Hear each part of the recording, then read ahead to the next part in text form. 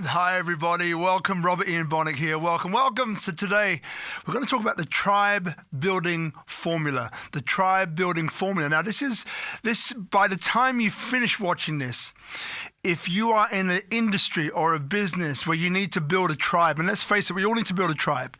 These days, what we've got going on is that whatever product we have, it's about how we connect to our audience, how we create our audience, how we create a movement, how we create a tribe. So after the end of this session, you'll have some I'm going to go through the 5 points that you must have, to help create your tribe. Number one. And then number two, we're going to be left with a clear indication that if you are in a position where you do need to build a tribe and you need some support or you need some help, feel free to reach out to me. And finally, number three, there's going to be a few kind of laughs because what I'm going to go through are some of the mistakes which I've made over the years. And look, at the end of the day, I think it's nice if you can laugh at yourself and learn from your mistakes and erroneous activity. So look, without further ado, let me explain just a little bit about how this came about. So, as some of you know, some of my incarnations of 20 years running nightclubs. This was in Italy, in Australia, Sydney to be precise. And during those times, I think at the age of 22, I already had 16,600 numbers in my phone, right? So I was already a walking tribe. Now, tonight I'm going to go into how that happened, but what I can share to you is that it was one of the most rewarding experiences that I've ever had, and I'm still doing it now. So I've built tribes for nightclubs, for fast-moving consumer goods, for global hotel chains, right? For other products and services which are, let's say, more aesthetically pleasing, right? So hair care lines, there's hair salons, right? There's so many different groups that I've worked with over the years. So I have a great experience in building communities. I mean, part of it that we'll get into tonight is about creating specific special events. Now, in that realm, just checking we're live on Instagram, guys. In that particular realm, what I've done is, so I did a number count not so long ago. I think about 6 months ago.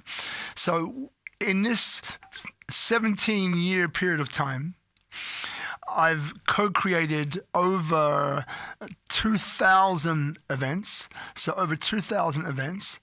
And of those 2,000 events, all offline events, so we're not including online numbers here. Now, the people who showed up, of which I personally hosted, facilitated, is over 1.5 million people. So 1.5 million people. It's a lot of people. So this is the depth of knowledge and the depth of experience which I come from. One of the venues that we were running, I was co-running. My side was always about community building, PR, marketing, and so on. And looking after VIPs and special guests, that's always been a role that I've always been involved in. So one of these businesses that we were co-running was voted number 3 in the world. All right. So I've had lots of experience at varying levels and being able to distill what I'm about to share with you tonight. All right. So great. So let's get into it. So as I mentioned, I distilled this into 5 different steps. Tonight will be a knowledge share. So that means that you have a pen, piece of paper, a computer, phone, write down the things which maybe don't come into your mind or haven't come into your mind, the things that take you by surprise. These are the things I would recommend that you write down because, these are the things that are going to stick later on. All right. So step number 1. Now, step number 1 is about vision. Vision. So what is your vision? Now, at the moment I'm advising 3 different companies. One is a company looking to enter the digital nomad knowledge worker industry here in Bali, where I'm situated, and in this Asia Pacific region. Another one is a game changer for education, which is going to be phenomenal. Another one is it's the first edutainment lifestyle shopping village in Canggu called Temora Gallery. That's another one that's been running for a number of years. Now, these are 3 that I'm currently working with. There are more in the pipeline. There's a sustainability event that we're looking at running soon, which will involve Temora Gallery also. And there's a number of other projects which we're talking about at the moment, which are not active. They will come active later on in the year. So now, whether you're corporate, whether you're a club, whether you're a shopping village, a shopping mall, all the things I'm about to talk about now are all relevant to building a tribe, creating a tribe, nurturing a tribe, and a tribe that's loyal to your service or product. Okay, great. So step number 1, I was saying about vision. Now, vision in turning your message into a movement, vision is all about, not only, to define what it is you are looking to do. So that's obviously the first one. What is it that I'm looking to do? And for this, for example, let's take Temora Gallery. So Temora Gallery. So what is it that we're trying to do? We are the number one, the premier, the first in Canggu, this particular part of Bali, the first edutainment, which is education, recreation focused lifestyle shopping village. So that means that you can come here for education with your kids, with your parents. We have adult education as well, by the way, and that is surrounded by some everyday businesses, whether it's seeing a doctor, getting your hair cut, food and beverage, retail therapy, all of that is built around it. So we were very clear on who is it that we're looking for. Who is it? So our first primary target was families with young kids between the ages of say 0, let's say 6 months for the sake of argument, 6 months and about 12 to 15, right? So 6 months to 15, that's a market with the parents on top. So that's our daytime traffic. And now at nighttime, what we're doing is that, obviously we're in a time of COVID right now, so it's a bit tricky, but the idea is that, we've already created a nighttime activity, a nighttime set of events, a nighttime set of restaurants that can support those events, a nighttime set of bars and cocktail bars which can feed towards Vault, which is a nightclub here based in Temora Gallery, right? So we've clearly identified what it is, the people that we want, who they are. I won't get into this now, but we've identified where they live, which catchment we're going to draw from. We've gone into the psychographics. Psychographics is beyond demographics. So this is beyond how much disposable income they have. This is beyond, we get into, what are their pain points? What are their challenges, right? What are they looking to solve, right? And why isn't it being solved right now? So this is a deep dive conversation, right, with this target audience. So some of you have read a book called The Lean Startup, incredible book. If you haven't read it now, I suggest you do. And it talks about validated learning. So quite simply, back in the day, probably it might be the same for you, when I was looking to get feedback from a population of people. Now, maybe you go out with a clipboard, right? You go out with your clipboard, okay? And then what you would do is that then you'd interview, stop with people on the street, ask them certain questions, hope and pray to give you the right answer, or the answer that is true for them. The answer that is true for them. But as you know, what usually happens is you don't get that truthful answer. What you get is a manufactured answer. What you get is an answer of what they would like to be, or where they would like to be, what they would like to spend, where they would like to go. which activities they would like to do. So it's skewed and it's not representative of what is actually needed. Now, worse than that, people go off and they make this incredible widget, product, whatever it is, based around wrong data. And then obviously the thing doesn't work, or they have to pivot sharply to give themselves a chance of it working. Either or, this is a waste of time, a waste of resources, and a waste of money. So what we're doing now, we're talking about detailed discussions. So I started a Q&A called SpeakuP Monday, every Monday here at Tropical Nomad, where we're shooting this right now. It's a deep dive Q&A. So it's a bit like this. It's a deep dive Q&A where you're trying to tease out the pain points. You're trying to tease out, what they're looking for. You're trying to tease out how to solve those pain points. So this is what you really want to do one-to-one with people or one to groups, right? You want to interact to find out, if you're on point or not. And then, validated learning, and for this will be welcome music to some people's ears, and to others it won't be. But, if it's a widget that you want to build a community or a tribe around, then you build that widget in the cheapest way possible. And then what you do is that you put it in a space or a place where people can interact with it without being guided or pushed or cajoled. Now, what happens then is that as people are playing with it, people are interacting with it, what you're truly getting is a sense of what they actually think about your product. If it is a widget, for example, you get that representative, true notion of what they think of it. I'll give you an example. Right, this is embarrassing.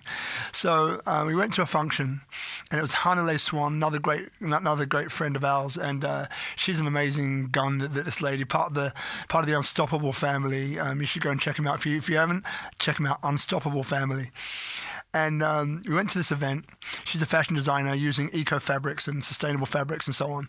We left with this gift bag, right? Now, in this gift bag was this. It was blue. It was like velvet on one side and kind of sparkly on the other.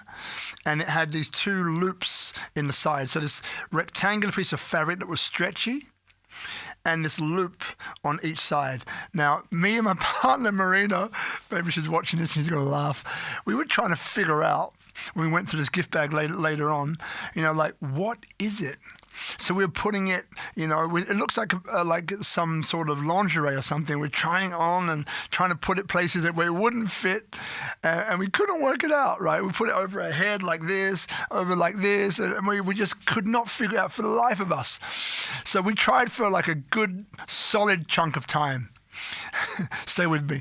What happened was, I think it was like 6 months later, it was our 5-year-old at that time, she was 5, Alexa, who came up, pulled this thing out. She goes, nice face mask, mummy. So it was a face mask. So this was way before COVID. So we had no idea. And me and Marine looked at each other and was like, oh my God, it's a face mask. So what I'm saying is that this is validated learning. This is what people actually think of your product, right? And we didn't know anything. So where possible, you really want to test your product. You want to test your service in the cheapest way possible, the most efficient way possible, to see if it works, to see how people relate, interact with it. It's really powerful, really important, right? So that's the first one, about vision, right? So step number 1, vision. Okay. Now, step number 2, once you have your vision, by the way, if you're joining us now on Instagram, you've just joined, the tribe building formula with me, Robert Ian Bonnick, a tribe builder, an advisor for many, many years. And I'm just, this is a knowledge share where we're going into the 5 steps to build a tribe around any product or service. Okay. So step number 1 is vision. Step number 2 is team. Now, when it comes to team, now this, we all know about a team. We all know that we need certain people or certain positions filled in this team. Now, I'm not going to go into what all those positions are because, it's things that, if you're watching this now, you probably know already what they are. But what I'll do is this, and this came from, this was updated with a great guy called Jan, a massive investor, a serial investor, great guy, and he's doing some incredible projects out here in Bali. But the way he describes it, which is, I always like to upgrade what I'm doing, right? The way he describes it it is like you have a box, a container for each position that you need to be filled. So it could be marketing, could be sales, could be research and development if that's important to you, could be community development if that's important to you. So we have different boxes for each role that you need to be filled. And then what you do is that you work out who do you have your hands on right now. So who can fulfill those positions right now? Now, on recruitment and finding, the right people, the right resources to fill those top strategic positions now. Now, I mean, a couple of, stories that I'll share, from experience is you want to make sure the people that you're working with, number one, have got the skills that they say they have got. I know it sounds so simple, but so many people that I've been advising, they haven't. They've gone off a whim. They've gone off some friends, contacts, and so on. And part of the biggest problem, part of the biggest challenge is that they haven't got the right skill set for the positions that they need to be filled. So check to ensure that they have the skill set that they declare that they do have, right? Number one. Number two, check references. Now, no one ever does this. I hardly ever do this, honestly, but now I've been forced to. So I check references. I check into people. Obviously now social media is there. It's an easy play, right? Type the name into Google. Everyone's doing this by now. LinkedIn, Facebook, Instagram, and so on. Everyone's got a digital footprint, pretty much. So from this, you get a sense of who the person is. You get a sense of who they are as a human being, because values now are extremely important, that you build your values first, and the values of what makes these guys tick, what makes them who they are, and does that align with the skill set that they have, right? So that's extremely important. And obviously, like we're talking about marketing now. As we know, now marketing is obviously a pet favorite of mine. So marketing is one of the key steps to get squared away before you begin. So right now we haven't begun the actual project, right? We've gone through the vision stage. We're now entering the team stage as we bring together the plan. Now, this stage is really important. So with marketing, what kind of business is it? Is it a club? Is it a bar? Is it a fast-moving consumer good? Is it a summit that you're planning, right? Is it a financial product that you're looking to, implement into the market? What is it exactly that you're doing? And then you want to build a strategy around that. And the strategy, any strategy which I do is 5 to 10 years long. Right? Anything shorter than that, I think, is misguided. I think you really do need to look at the long term at this, and you can always break it down into years, and there's years into months, and there's months into weeks afterwards. But you need that long term strategic view. Yes, even if you're a club, right? You need that long term strategic view. So now within the team as well, and the marketing part of this, is it important that you need superstars in your team, ninjas in their niche, people that stand out, people that have a following already? The answer is yes. So let's go back to Tomorrow Gallery. So, 8-9 months ago, we were going through a tough time because COVID was beginning to bite. We had maybe a 60-70% occupancy of tenants. Some people were leaving. So now we had some tough questions to ask ourselves. So the question that was asked of me is that, okay, what's the plan going forward? Now, what I saw was an opportunity to dig and dive deeper into education. Why? Because people may not want to go shopping anymore, but if you have kids, you're always going to want to educate your kids. You will spend your last buck, your last dime to get your kids into education of some description. So for me, the demand was inelastic, meaning that people always do this. Now, outside of that, we're talking about everyday businesses, right? So now you have, great ladies like Dr. Isti, Tony and Guy. Now, these are people, who not only fulfill a role that they do very, very well, but they also have an X factor. And that X factor is the community and the reach that they have already. I repeat again, it's the community and the reach into that community that they have already. So they already have that draw. And instead of breaking it down to one massive, what we call anchor tenant, I decided to break it down into individual sub-anchor tenants. That way we pierce and penetrate into many different markets as opposed to having one big market that we penetrate into that we're reliant upon. So that means then that over time, if we can cross-pollinate those communities together, cross-pollination means to mix those communities together. It's like a Venn diagram, right? So you've got one circle here and the other circle that intersects it. Now, when you mix or cross-pollinate, it's where the two circles intersect. That part that's common to both, that is the juice, right? That's where cross-pollination occurs, and that's where magic happens. So this is all things that we were strategizing out in the team stage, right? The team/plan stage, the strategy stage. So it's super important that you get your strategy on point. It's super important that you involve people in the team who can assist you with that strategy. It's not all about you. It's not all about your opinion. You can be wrong, right? So it's about involving people that not only can bring a great piece of pie or great pieces to that pie, right, but who can also help support you to make informed decisions. There's two things. Almost forgot what they were. So it's a spectator and a participant. Spectator, participant. What's the difference? The spectator is someone who's looking at. So like if you watch football, you go to a stadium, the spectator will be in the grounds looking at the game. They know the rules of the game, but don't know the nuances of the game. Whereas a participant is playing right now on the field of play. That means that they have the most up-to-date advice and information on anything. So before you start to garner your information and your research, make sure that you're talking to, a participant or a participator, not a spectator.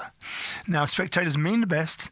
One is not better than the other, but you need to know where you're getting your information, where you're getting your support and your advice from. So make sure that you're getting that advice from a participant, not a spectator. So now we're building this team, we're building this cohesive unit, we're building, from the vision, we have a clear vision established.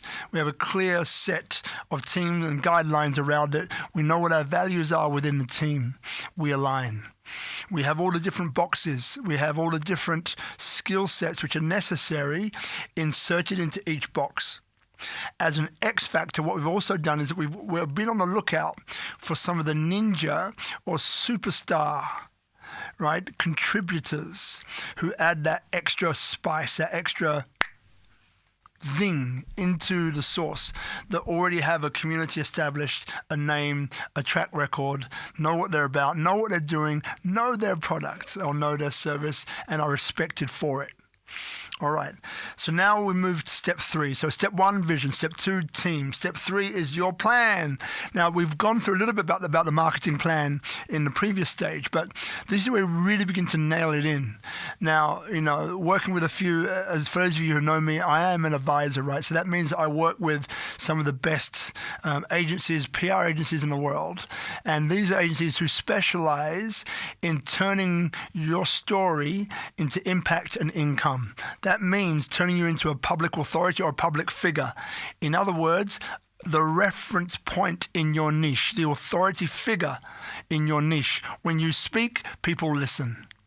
You're verified across your social media accounts, right? You have magazine articles maybe in the top tier 1, tier 2, Forbes, Entrepreneur, Inc., and so on, Disrupt. You have articles in there. You have a following on those social media channels. You have a following on your website. You have a website, right? Websites aren't so important now, but you still need them. So all of these things you have on point. If you haven't, there's a strategy in there that needs to be added in if it makes sense for the product and service that you're making. If it makes sense for the product or service that you're performing, right? So that's another aspect to it. Another aspect is collaboration. So now who in your industry, in your space, is either a complementary product or service which has the same network that you want to get to, Who is that? Who are they? Is there a leader already established in that niche in a complementary product or service that you can get to know? This one comes from a friend, Ben Croft, another great hack. So I just love to update, right? So basically, who is it? Who you can piggyback, on their database, on their marketing to reach yours. I'll repeat again. So who is there in your industry who has a complementary, in other words, a product that doesn't conflict or compete with yours, but complements, right? That works well together with yours, right? And then how can you engage with them? And engagement is a whole nother bag. And I love engagement. Engagement to me is the number one. But anyway, how can we then engage with them in such a way that we can garner that relationship, which then allows them or allows us to target our marketing, piggybacking on theirs to their database and to their community, right? These are shortcuts which are important to know. So as you can obviously see, we have an offline and an online strategy. We've been speaking more about the online strategy. And then obviously there's digital marketing, which I won't get into now, but most of us know that we have different platforms to basically use. And I work with experts in their field globally who are able to create these plans, create these strategies online and offline, but we're talking about online right now.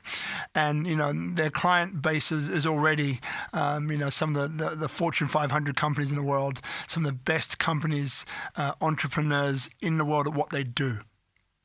So they're very highly specialized and highly leveraged throughout media on a global level, right? And this is sort of firepower that you need because depending on your product or service, most of the products or services that we operate now are global, right? So we've got to be thinking globally. How do we stand out? There's in the past year of COVID, there's been, I think it's over 1 million new accounts across all social media, LinkedIn, GoDaddy, which have been set up, which are now flooding the market, your market. So that means that all this white noise that you now have that you didn't have before make it more difficult for you to stand out.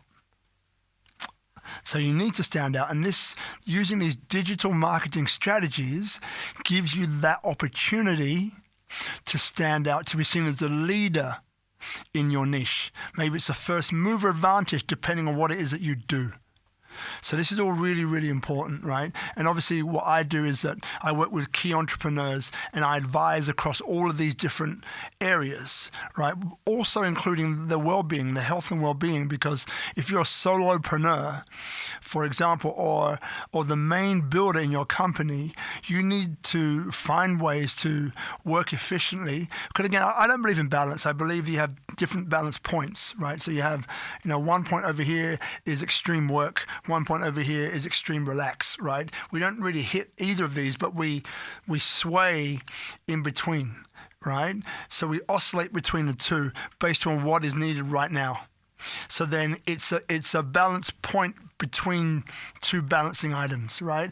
That's where we go. But it's very important that as an entrepreneur that you look after your mental well-being, keep motivated, keep inspired, and so on. And that's part of what I do, as well as a strategy, which I'm explaining to you now. As well as that, we go deep into ensuring that the entrepreneur is doing this and building and scaling with ecology. Ecology being well-being, mind, body, spirit. Okay, so we're on to marketing still. So the online I've discussed a little bit about, but the offline is equally important.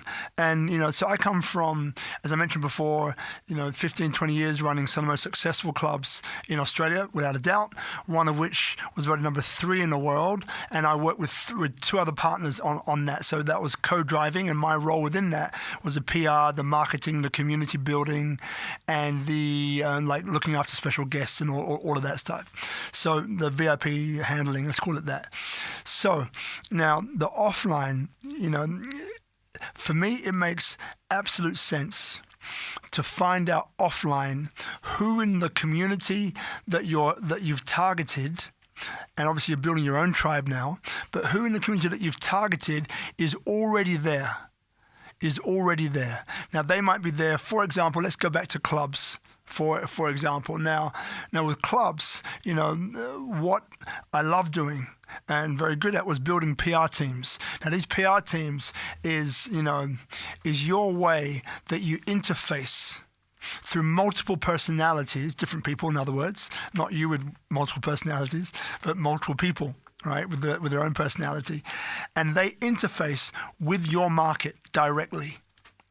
And you arm them with the skills because they come already with the passion, right, all locked in, and you hire on passion, right? If I had the opportunity to hire one person who, according to their CV has got everything that's needed, but their attitude sucks, or I had the opportunity to hire somebody who has a beautiful way about them, an engaging spirit, an engaging soul, and just a sort of person that you look at and you just fall in love with, I'm choosing the latter. I'm choosing the person who you fall in love with, who's coachable, teachable, and so on, because I know that they're going to have a far greater impact and do not have the bad habits that the incumbent one does. Right? So just giving you an example. So with this, I specialize in building PR teams, on-the-ground teams, which can enact the values, the vision of the product or service that you're beginning to bring to market. And we start this, we retroactively. So that means that before your product is even launched, after you've done the validated learning, right, the validated research, they're already out in the market before it's open, before it's launched. That way, we're building our tribe already, right? We're building our tribe already. And there's a whole bunch of engagement strategies that I could go into, which I won't, because we only have half an hour to 45 minutes. So, but the engagement is key. And the engagement centers around, what I love about human beings is human beings, right? We are emotional beings. Right? Everyone said we're rational, but we don't make decisions rationally, do we? We make decisions emotionally. You have two identical bars next door to each other, give the identical service. One here is full, one here is not full, is half full to empty. Which one do you go to? You go to the full one. Why? Because the perception is that it's better. That's why it's more popular. So we work irrationally most of the time, and we make decisions emotionally. So the thing which I love about human beings is that if you find and come from your purpose. Now, I'm not talking about manipulating people here. I'm talking about speaking your message, right? Speak your purpose. Another course which I have called Speak Your Purpose that unites you with your purpose, and you speak from there with clarity, tone, and power. So now, if you come from that place, guess what happens? You naturally enroll people. Right? Because you can communicate your message. Robert Caro, incredible communication specialist for Fortune 500 companies, for the American Congress. He says, the number one, I've always believed this, but, the number one, he's done 6,000 hours of paid public speaking, this guy, more than me. 6,000 hours, there you go. The number one life skill is communication. The number one life skill is communication. So if you can't communicate, you are at a huge disadvantage to those who can. The best jobs, the best women or guys, the best experiences, the best stories go to those who can communicate the best. That's just how it is. So if you really know that you have a trouble with communicating, see someone like me, see someone else, whoever you're comfortable with, but learn this skill. Learn this skill. It's really important. So now, if you have that person in your PR team, all of them different, but united by values, united by the common goal, a common vision, reaching out into the community that you're trying to build, that you're building, not trying to build, right? And you have them feeding back. It's an irresistible offer if you have the product right, the service right, and those other aspects that we went through in the vision stage.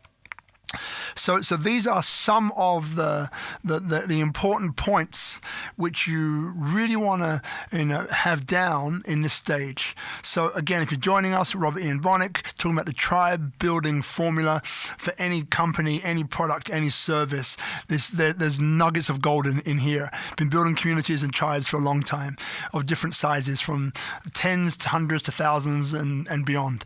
So now we've spoken about vision. We've spoken about team, and we've spoken about plan. Now, the fourth step is execution. Now, execution is really all about, how well you've done the other three steps. If you've done the other three steps well, if you've created your vision, you know your why, what's driving you, right? What's pushing you, what's motivating you, what's inspiring you. And you can communicate this effectively and persuasively to other people, to your team. Wonderful. You've got all the boxes filled of the major parts or roles in your business that you need your people: sales, marketing, research and development, community development, and so on. You've got all of that. Your team is harmonized around a sense of values, right? And you've ensured that you spent time with each one to ensure that they have those values. You've checked them out, their track record, past record, the last few events or the last few initiatives that they did, that they were on. How did they go? These things, there's a story that emerges with people, and the story rarely changes. So you need to know this, right? So do your research. So now you've executed the plan, online, offline. You've put these together in such a powerful, positive way that now you've led on to execution, and you've planned 5 to 10 years out. But you execute monthly and weekly, right? And you can go into daily goals as well. So now at the stage of execution, if you've nailed those other steps, then this one will take care of itself. You have the aligned communities. You have the network is already starting to be built. You have the online, offline strategies working for you at the same time, right? And you're moving forward that way. Let me give you an example. So Brow Food and Wine Festival was an event which I founded here in Bali, Indonesia, and it was one of a well-known businessman, let's put it that way, entrepreneur in this area, referred to it as, if not the best, one of the best festival launches in Bali, one of the best festival launches ever in Bali. Now, what it was an idea of showcasing the best of our local community, from kids all the way to adults, across all different industries, under the banner of a food and wine festival, right? So that was the juice of it. Okay, now we had an online strategy, had an offline strategy. Now, what we did, is that when I was talking to the sponsors, there's Permata Bank, there was, Saba Bay, there was Hatton Wine, a bunch of different corporate high-level sponsors, gold, silver, and bronze. When I was speaking to them, we had a very limited time to do this. When I was speaking to them, I said, look, I guarantee that we get 1,500 people coming into the door. So this is what your actual interface with your product. I outlined the marketing campaign, the online campaign, how many people it would target, how many people it would reach. So they knew that. I indicated when it comes to the offline, the street banners, all the signage, the flyers, the teams, everything going out there, how many people that would influence, how many people that would touch. So now all of this was in context, remember, to Tamora Gallery, right? First, edutainment, family-focused, lifestyle, retail complex in Canggu. And it's about building a community for that business, for that edutainment center, let's call it that, right? So edutainment and retail therapy. So what I did then was I said to the sponsors, 1,500 people. That's what I can guarantee. Now, I knew already in the back of my mind that if I could manage to bring the online and the offline together, we would get more. But I said 1,500. So now on this point of strategy, offline and online, this is why I'm bringing this up now. So we did it over one day. We got 5,000 people. So 5,000 people to one event. It was phenomenally successful. And that was the first time we did it, right? So it was a great success. But here's the thing.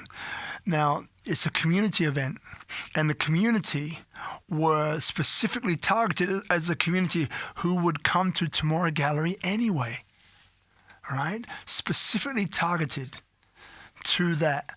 So we're right in the sweet spot. So again, doing events, I've done 2,000 events, co-created 2,000 events, 1.5 million people. It's a lot of things in case you just joined us. But it's not about the event, it's about the relevancy to your market. So now part of the strategy, if part of the strategy is events, just make sure that the event makes sense. Make sure that the event brings in and leverages in a win-win as many, I've said it right, win-win relationships as possible. So you're talking to the same market. There's something clear, transparent, in other words, right? Measurable, achievable, a way for you to measure how successful it's been. There's a feedback mechanism there for you to see which things worked, which things didn't. There's a way for you to record people's information, record the data. You'll need that later on. There's a way to leverage the media, which you gained as a result of doing that event in the first place. So all of these things lead into building this tribe building formula, right? How you build into creating your tribe, creating your community. Because remember, at the end of the day, your vibe attracts your tribe, right? So your vibe attracts your tribe. Comes back down to communication again. How well can you communicate your message to your target market? It comes back down to this. So this is a really important point that I've brought up maybe 6 or 10 times already, but it's that important. Right? Okay. So now getting towards, the final point. Now, the final point is growth. Growth. All going well. How can you grow this? How can you scale this? How can you involve more people? How can you grow your tribe? How? And this is a great question to ask to the group, the team behind it. Because then you start thinking before you start. Your mind is already thinking of what is it I can do to grow this tribe? What is it that I can do to grow this community? So when you work inside out or from the back towards the front, in other words, from the end to the beginning, then it changes the decisions that you make early on.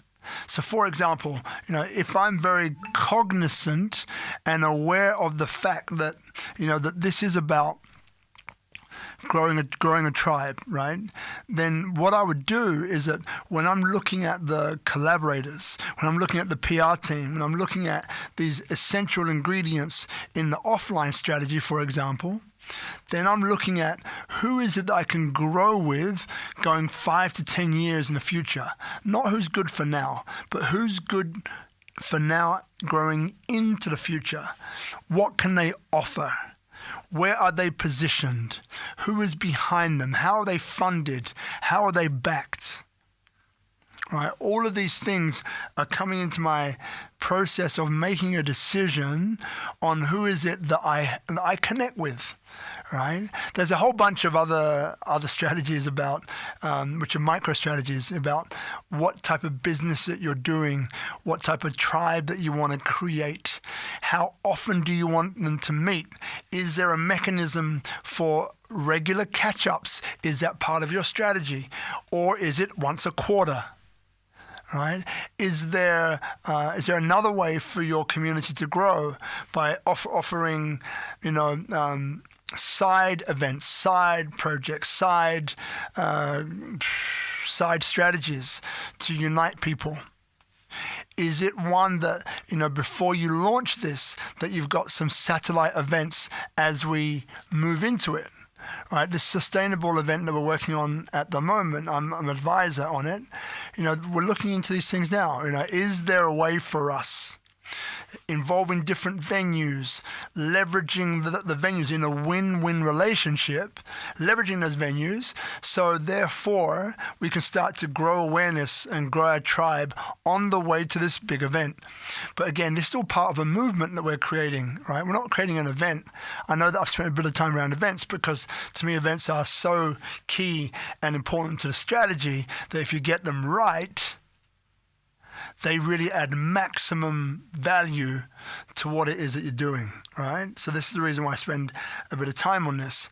So again, summing up just quickly, if you're just tuning in or if you're watching this on replay, then my name is Ian Bonnick. I'm an advisor, community builder, and part of the advisor is I'm a coach, speaker, author, and there's quite a few hats that I wear. But over the years, I've been in the upper echelons of so many different industries, and I've garnered the best from each, and that's what makes me a very powerful advisor because there's lots of things which I've done, failed, succeeded in, and so on. So I'm able to give some great advice and be there holding the hand, and being a coach is very powerful because then what it does is it means that we get there with ecology.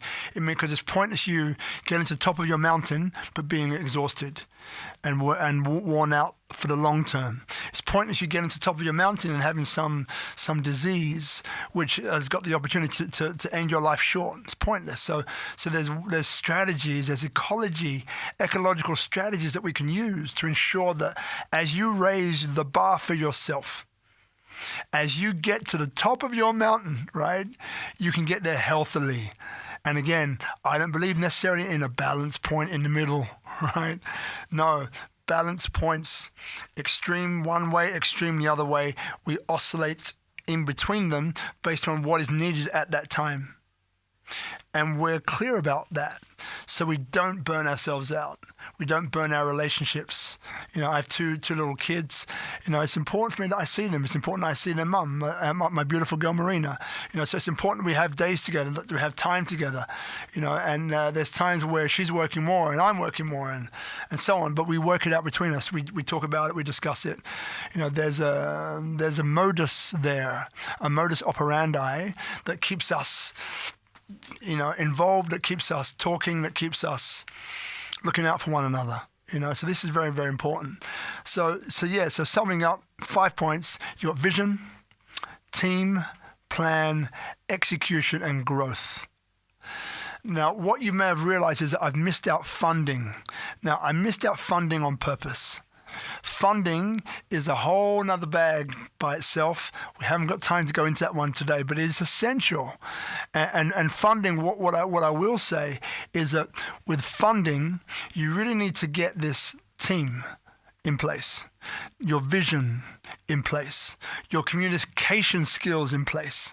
So when you have that, then you're able to communicate or pitch your idea to an investor or to a friend or to a philanthropist or to an organization, whatever it might be.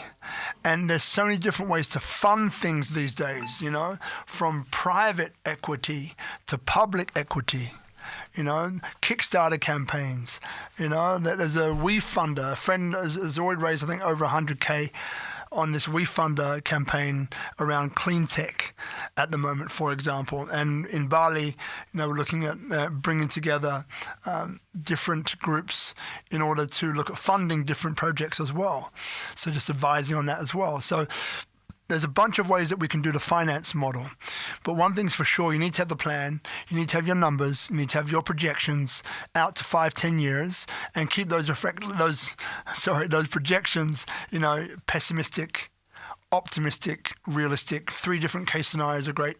Then at least it gives you an idea. And don't be afraid of making the pessimistic really pessimistic, right? It's better that way. So then you're prepared. You know what to do in any situation. And when you're questioned about it at length, then you know what to do. But know your stuff. I'm on Clubhouse a bit, less so now than before, but there are pitching rooms on Clubhouse, right, where you can go and pitch your idea. Now, the thing is that what I notice is that there's lots of people who come onto that, and if they don't know their numbers, if they don't know their strategy, they're in trouble because these guys, and it's not that they're ruthless, but they ask you those questions. So if you're in that in that area of pitching, make sure that you know your business, you know your product, you know your service, you know the numbers behind it, because you will be questioned on it, right? So they are going to come up. So I'm not saying you have to know everything, but make sure you got the main elements down pat. What makes your product or service different to what's out there in the market, right? How much do you need? What's the story behind it, right? All of this ties into that. You know, what's your long-term plan? What's your short-term plan? Marketing, how are you doing that? You know, so have these things done and dusted. Now I'm going to quickly take a look at my clock to see if I'm doing good on time. So I think we're at the 50-minute mark. Jeez, this time goes by so fast, isn't it? So just make sure I've got any questions here. Online. Cool, just double checking. Are we live on Instagram, Bella? We used to, but can it be? Okay, it's all good. So now for those of you, I think we're talking to Instagram, well, talking to Facebook, from what it sounds like as well, and YouTube. So what I would say is this, you know, if you're looking to build a tribe around your product or around your service, those 5 things that I've given you, and I'm happy to talk.